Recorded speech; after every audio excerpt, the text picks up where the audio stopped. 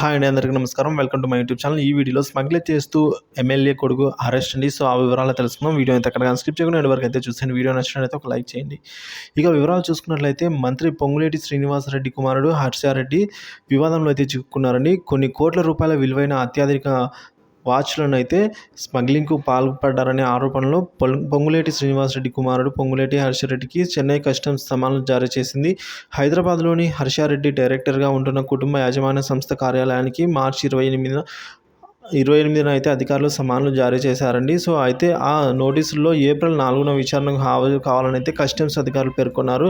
నోటీసులకు స్పందించిన హర్షారెడ్డి తాను ఏప్రిల్ 27 తర్వాతే విచారణకు వస్తానని అయితే రిప్లై ఇచ్చారు.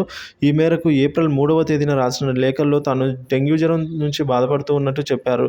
సో, దాని నుంచి కోలుకున్నట్లుగా కూడా ఆయన పేర్కొన్నారు. సో, అందుకే విచారణకు ఇప్పుడు హాజరు కాలేనని అయితే పేర్కొన్నాడు. వైద్యుల సలహా మేరకు ఏప్రిల్ 27 తర్వాత విచారణకు హాజరవుతానంటే హర్షారెడ్డి చెప్పడం కస్టమ్స్ అధికారులు అయితే ఈ విధంగా చెప్తూ ఉన్నాయి. సో, పొంగులేటి కుమారుడు హర్ష పటేక్ ఫిలిం అలాగే బ్రిగ్రేట్ బ్రాండ్లకు చెందిన 2 లగ్జరీ వాచ్లను అయితే ఆర్డర్ చేశారని కస్టమ్ అధికారులు చెబుతూ ఉన్నారు. భారత్లో దొరకని ఈ బ్రాండ్లు తెప్పించుకునేందుకు నవీన్ కుమార్ అనే వ్యక్తి సహాయంతో ముబిన్ అనే స్మగ్లర్ను ఆశ్రయించాలని అయితే పేర్కొన్నాడు.